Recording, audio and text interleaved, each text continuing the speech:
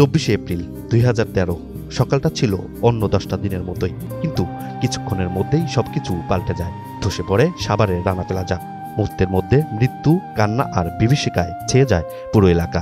আজ সেই ভয়াবহ দুর্ঘটনার এক যুগ পেরিয়ে গেছে, কিন্তু যারা বেঁচে ছিলেন, আহত হয়েছিলেন বা প্রিয়জন হারিয়েছিলেন, তাদের যন্ত্রণা এখনো তাজা, এখনো কষ্টের।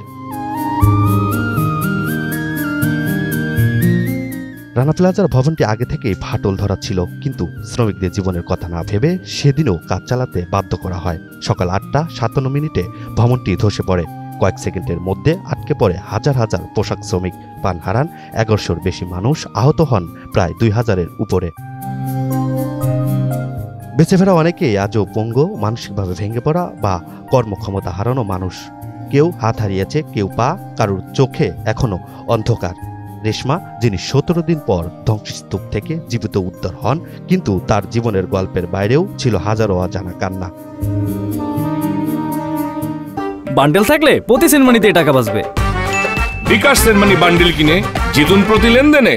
দুর্ঘটনার পর সরকারও বিভিন্ন প্রতিষ্ঠান সহানুভূতির আশ্বাস দিলেও 12 বছর পরও অনেক ক্ষতিগ্রস্ত পরিবার ঠিকমতো ক্ষতিপূরণ পায়নি। যারা বেঁচে আছে তারা আজও বেকার, চিকিৎসা ব্যয় চালাতে হিমশিম খায়। পুনর্বাসনের কথা বলা হলেও বাস্তবে বেশিরভাগই জীবন কাটাচ্ছেন অনিশ্চয়তার মধ্যে।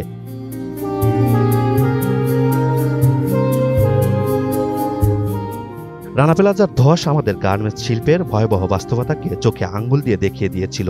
এরপর কিছু আইন পরিবর্তন, বিল্ডিং সেফটি চেক ইত্যাদি উদ্যোগ নেওয়া হলেও এখনও অনেক ফ্যাক্টরি ঝুঁকিপূর্ণ অবস্থায় চলছে।